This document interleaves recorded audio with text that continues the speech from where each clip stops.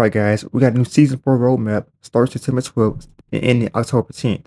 For the first part, it says we get a new hero Angela, get a new costume for Angela, and we also get a new battle pass called Fruit Immortality, along with more arcade modes that you can freely mix and match.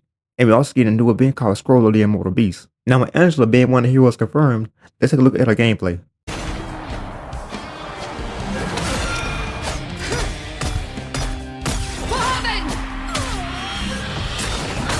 To hell! Glorious! Thoughts and prayers! Blessed blades! To battle!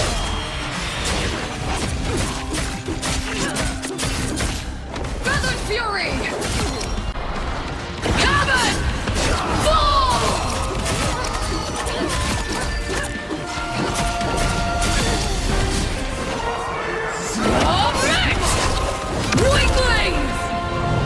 I have to be honest, it's nice to finally get a new Vanguard, and not just that, we have a flying Vanguard.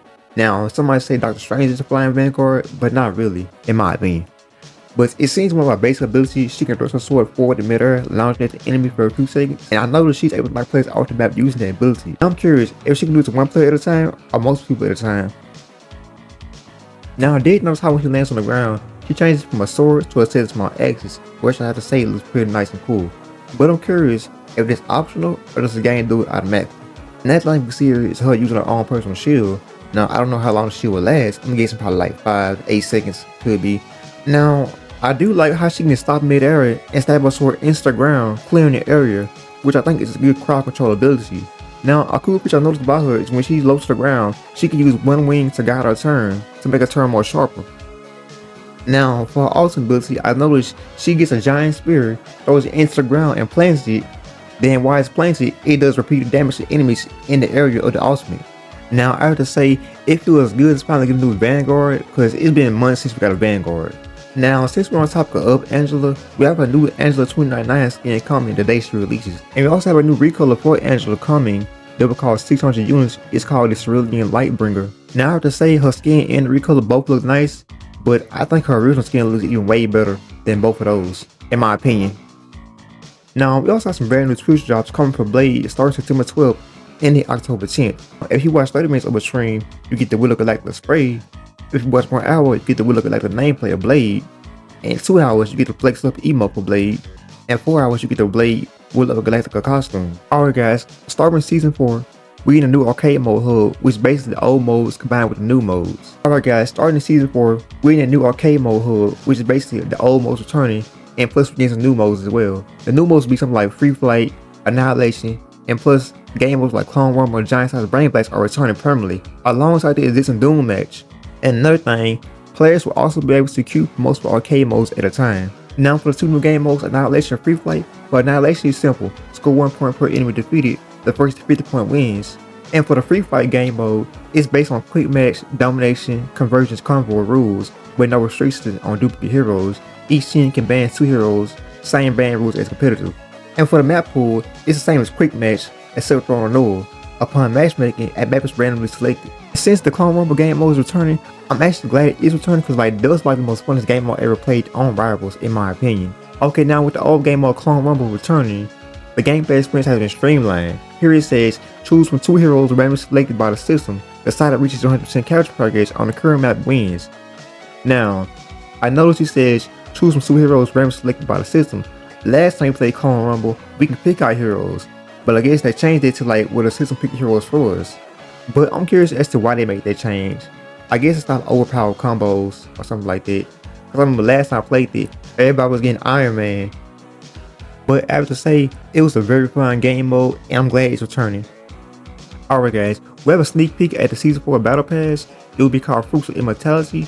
Now, as you can see, we have Moon Knight, which is like a robotic version of him, I'm guessing.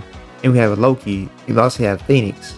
Now for Moon Knight, I like how he has a futuristic armored figure design with a sleek metallic plating with gold trims, and like a strong chest design resembling a glowing core or reactor. Now for Loki, I like how he has the red and orange Phoenix spreader along with some golden armor and ornate jewelry, which emphasize divinity and nobility. Overall, Loki's skin give me the Immortal Sage type of vibes. It's commanding, elegant, and eternal. Now for Phoenix, I like how she has the golden flames across her body, along with armored sections on her shoulders. But overall for Phoenix, I have to say she gives me a flame goddess / immortal Phoenix warrior type of vibe. Also guys, quick update, according to Miller Ross, Loki's costume is not a Phoenix Force costume. Now, we also have a new look at the free Ultron Wasteland robot skin. It says he's obtainable in a new Scroll of Immortal Beast seasonal events at the launch of season 4. Now, I'm not sure how this event will work, but stay tuned for it. It does sound interesting in my opinion. But looking at Ultron, the cape he has on, it makes him look even more powerful in my opinion. But like the rest of Ultron's face and his body, it's like he's been scrapping for parts. Now, I'm not sure which universe Ultron is from or what comic he's from, but I have to say, I do like how he looks. Alright guys, next on our roadmap, we get some brand new spiritual skins and summer skins. We also get a new map called Quantum Heart of Heaven, a new costume for Healer called the Grim Lady, a new costume for Emma Frost called Hellfire Protocol, along with new accessories for Magneto, Luna Snow, Scarlet Witch, and Cloak and Dagger. Alright, for the swimsuit skins, we have the Thing Summer Special skin. For the Thing, he has a blue shirt on with some blue shorts on, along with a black shirt. Now, the logo on his shirt, it kind of reminds me of Jurassic Park. I don't know why it just do. But I do like how the Thing has a bandana on his head, along with some orange sunglasses. Now for our next skin, we got the Punisher Summer Special swimsuit skin coming next season as part of Wave 2 of the swimsuit special. Now for the Punisher, I'm glad this skin is finally coming, because we've been waiting forever for this skin. But looking at Punisher, I like how he has the Punisher logo on his shirt, even on the front of his waist, and the back of his waist, and on his shoes as well.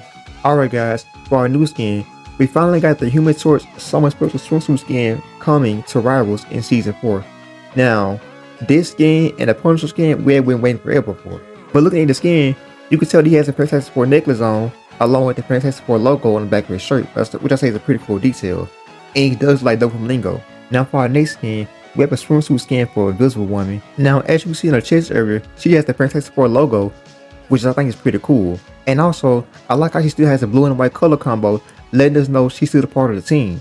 Now another cool thing I noticed was on her ankles in the back of her head, she has a starfish. Now I say this pretty cool right there. Now for our next skin, we have Mantis. Now this skin for Mantis, it makes her look like a fairy in my opinion. But I like how she has the gold and the green. Like to me, those colors actually mix well. And I also noticed it's an orange thing on her wrist. I'm not sure what that is. Maybe it's a design feature. And also I like how she has the orange and yellow sunglasses. It blends well with her costume. Guys, up next on our roadmap, we have a new map called Quantum Heart of Heaven. Now I'm not sure how the map will look in the gameplay yet, but hopefully we get a trailer soon of it. And for a new costume, we get a new costume for Healer called the Grim Lady. Now this costume, it gives me Western type of vibes. And the last time we had a Western costume was with Black Widow, if I'm not mistaken.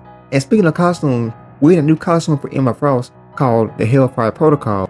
Now her skin right there, it makes her look like she's an evil villain in my opinion. And also for the last big news, for October 10th, we will be getting Daredevil for season 4.5. Now, I'm not sure he's going to be a Vanguard or a support. He might be a support since we already got one Vanguard. I highly doubt he'll be a DPS. But anyway guys, that's going to be all for today. Let me know your thoughts and opinion on the Vanguard, the new map, and everything else. I'd love to hear it. And also, feel free to check out my other videos on my channel.